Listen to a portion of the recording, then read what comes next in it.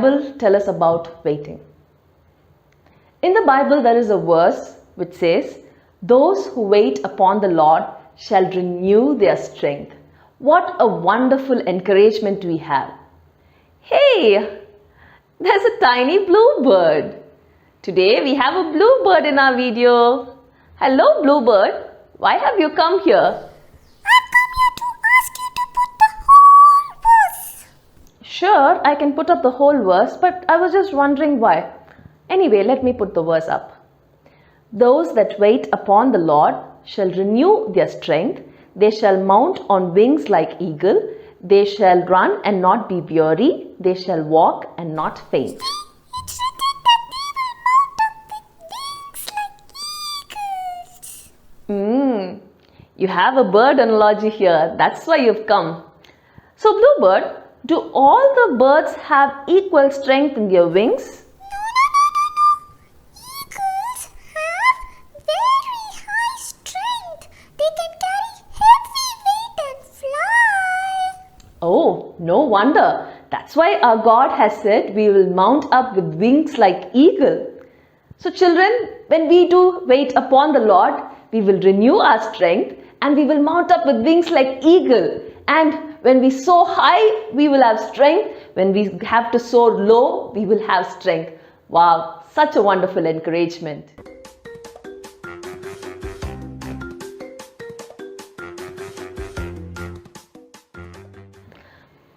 Our story happened in the city of Jerusalem. Do you know where Jerusalem is? Yes, it's in the south of Israel. It's the capital of Israel. And Jerusalem is where the temple of the Lord is. And every day there used to be so many sacrifices of animals happening in the temple.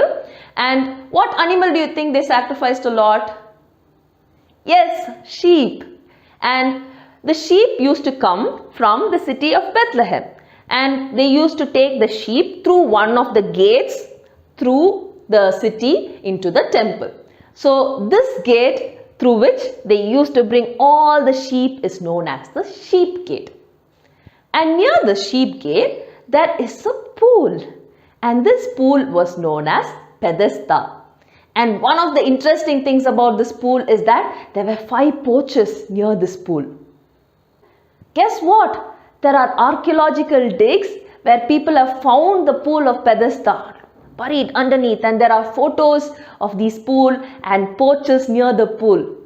Very interesting, right? And near this pool, there are so many sick people there. Very unusual number of sick people. So many people who can't see, who can't walk, who can't move their arms, who have different kinds of sickness, used to just sit beside the pool. And one day, Jesus was walking by the pool. And then he saw this old guy there. And then he was like, let me go talk to him. And Jesus went and spoke to him and asked him about where he is. And he said, "Sir, I am beside this pool because now and then, we do not know when, an angel would come and the angel would stir the pool. And the first person who would jump into the pool after the stirring of the angel would get healed. And that's why, sir, I am waiting near this pool. For 38 years I am here, and whenever the stirring happens and I want to go in, someone else always goes before me. There is nobody to help me, to take me into the pool immediately after the stirring. And that is why I am still sick." Everyday activity which we find so easy, 38 years of struggle. But then one day, Jesus, the creator of the whole world, he comes in and he asks that man, "Do you want to be healed?" But there is no one to take me to the pool. Jesus looks at him and says, "Rise, take up your bed and walk." And immediately he could feel something which he never felt, the sensation, the strength in his feet. And immediately he rose up. He was able to stand for the first time in 38 years. And he took his mat and walked. And before he could turn and see and tell Jesus, "Thank you," Jesus slipped into the crowd. So he didn't even know who healed him. And then he was so joyful, he was just taking his mat and walking. When the leaders of the temple came and they were like, you're not supposed to be healed today.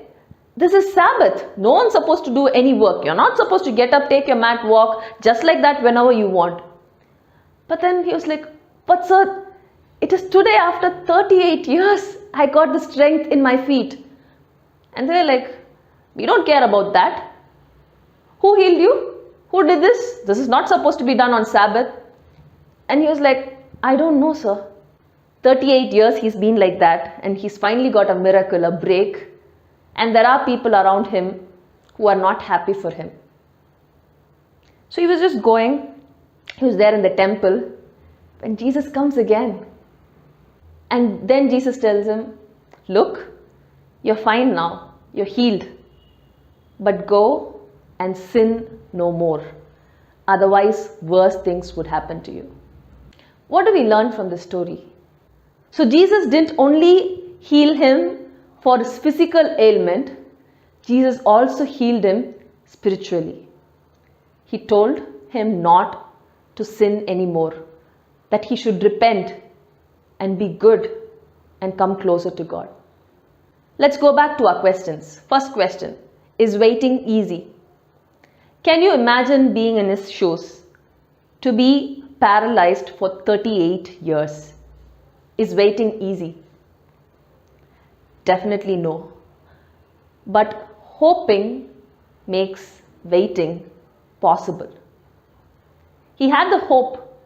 He somehow hoped that in the temple of Lord in Jerusalem, in that city, that an angel of the Lord would come and that there would be healing someday.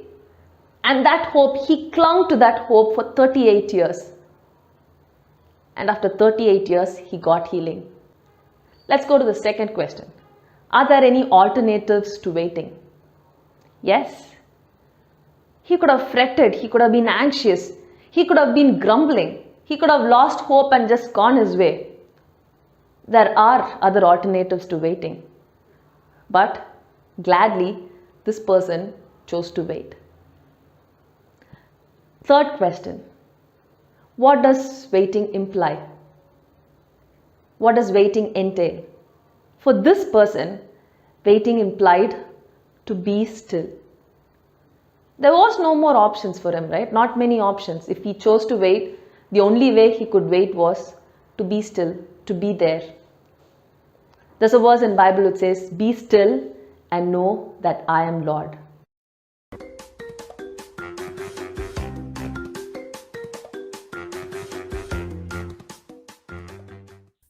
God delivered Israelites from their slavery in Egypt.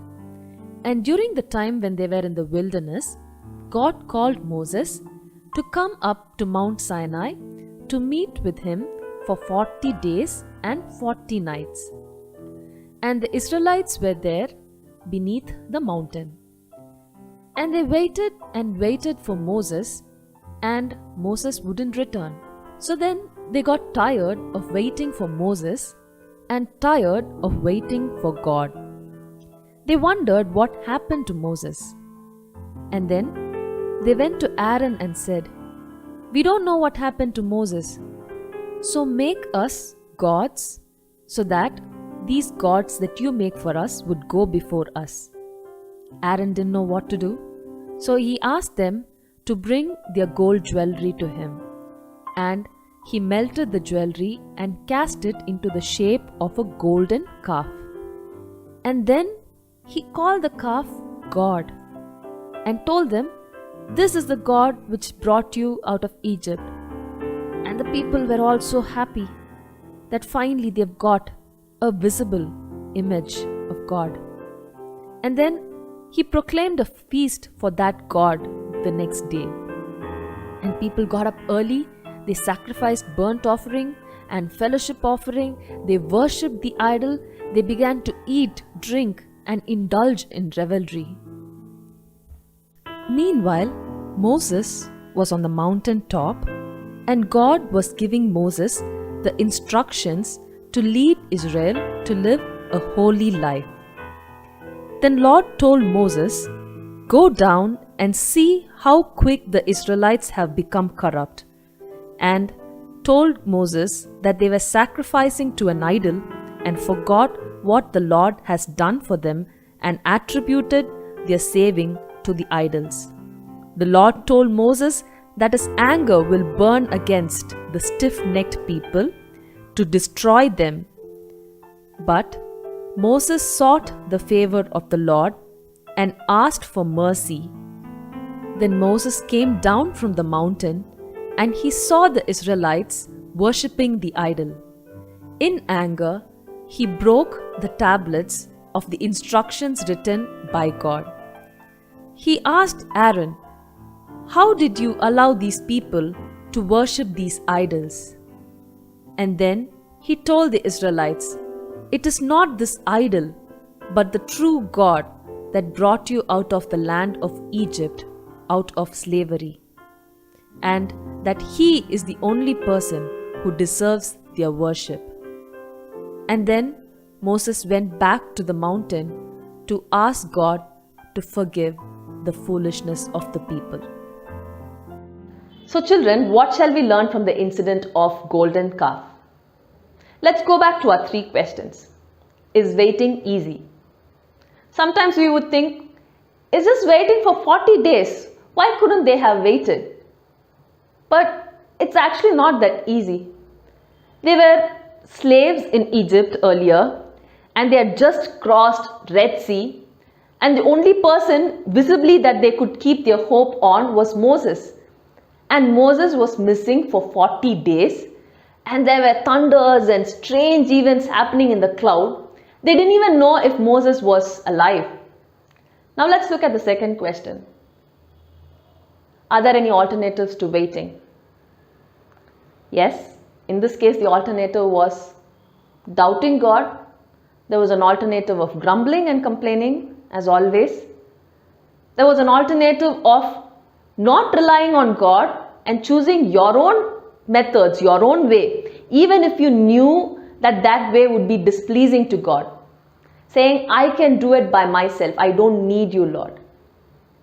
And they wanted to do with their own strength, create with their own hands their own God, and ask their own hands, their own God to lead them out and guide them. There are alternatives to waiting, but they aren't alternatives that are pleasing to God. Let's look at the third question.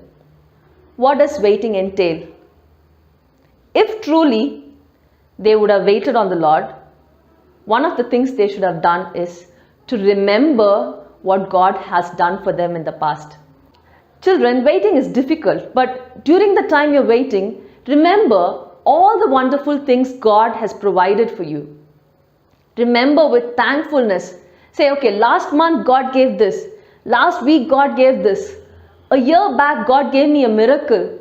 And 2 years back when I had a specific prayer request, God listened to me. 3 years back when I was all alone and feeling lonely, God was there with me. I felt His presence. 4 years back when I had a request which was very private and I didn't want to ask anybody, I asked God and He granted it to me. Remember all the wonderful things God has provided for you in the past. That makes waiting possible. Dear Heavenly Father, we thank you for the lessons that you have taught us today. We thank you for teaching us the importance of waiting. We thank you for the promise that you have given in the Bible that those who wait on you will renew their strength. Dear Father, help us to wait with our hope only in you. Help us to be still. Help us not to forget whatever you have done for us, and help us to persevere during the time that you have asked us to wait.